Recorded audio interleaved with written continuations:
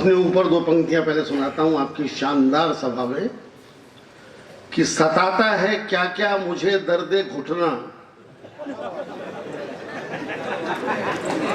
वाह वाह वाह वाह वाह वाह, एक शेर पढ़ रहा हूं। वाह, स्वागत है। वही कवि अच्छा मानता हूं मैं जो अपने आप को घसीट सकता है। वाह वाह वाह। बाकी तो जनता को, नेताओं को लोग घसीटते हैं, मैं अपने आप को घसीटता हूं क्योंकि मुझे कोई दूसरा घसीट भी नहीं सकता। सताता है क्या क्या मुझे दर्द घुटना, जो एक बार बैठूं तो मुश्किल है उठना।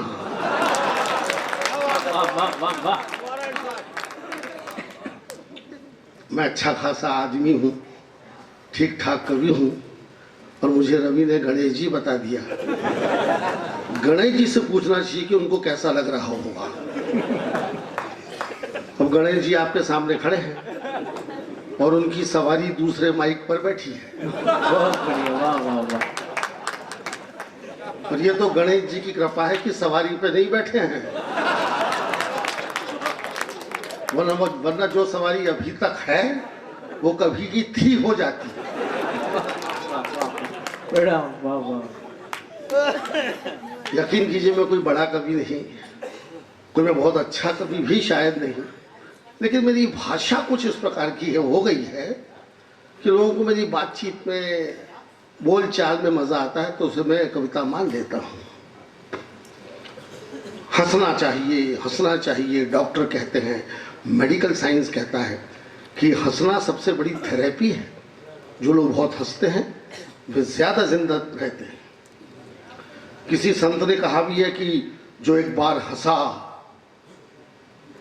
उसका घर बसा। वाह।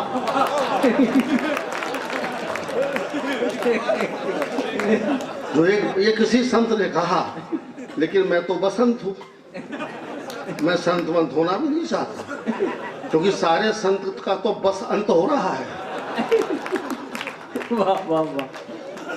तो जिस संत ने कहा उसकी बात को मैंने अपनी छोटी सी बुद्धि से आगे बढ़ाया, आपको शायद पसंद आएगी।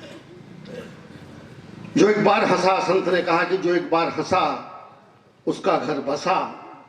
मैं कहता हूं कि जिसका घर एक बार बसा वो दोबारा जिंदगी में कभी हंसा। वाह वाह वाह वाह वाह, बहुत बढ़िया। इस बात से आपको पता लग गया कि मैं एक उल्टी खोपड़ी का आदमी हूं। सीधी बात मुझसे नहीं हो सकती है। मैं तो उल्टी बात करता हूं, उसमें आपको मजा आता है क्योंकि जमाना ही उल्टेपन का है। वाह। ताली कोई बजाओ ना।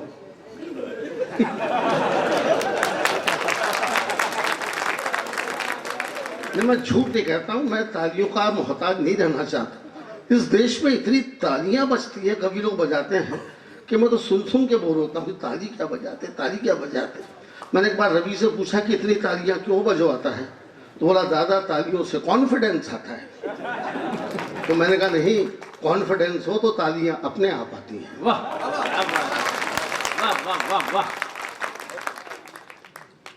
क्यों इतनी तालियां बजवाते हैं?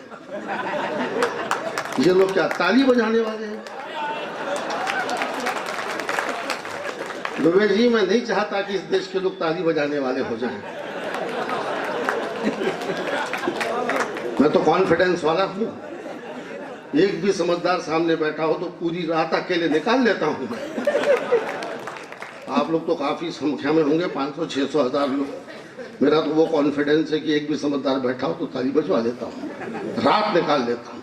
अभी बरेली उत्तर प्रदेश में प्रोग्राम था, वहाँ तो रात भर होते और बहुत पब्लिक आती है।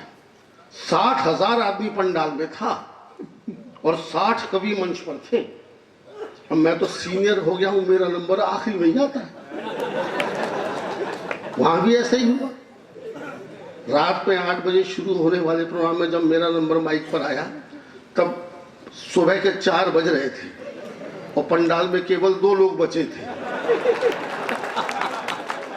एक सुनने वाला, दूसरा सुनाने वाला। कोई और होता तो बेहोश हो जाता, लेकिन मैं तो कॉन्फिडेंस वाला हूँ, मैं नहीं घबराया और मैंने एकमात्र श्रोता से अपना काम चलाया। मैंने कहा आप जरूर मेरे लिए बैठे थे। वो बोला नहीं, आपके बाद मेरा नंबर है।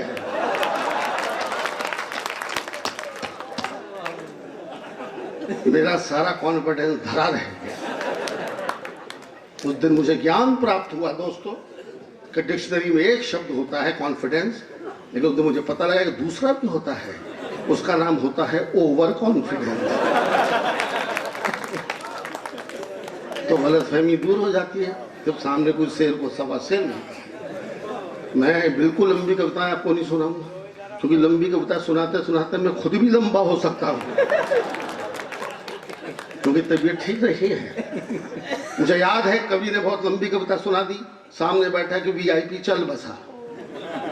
लंबी कविता से वो लंबा ही हो गया, उस पर हत्या का मुकदमा चला। तो जज ने कवि से कहा कि तुम्हारी कविता से एक आदमी की हत्या हुई है, तुमको फांसी होने वाली है, कोई अंतिम इच्छा हो तो बताओ।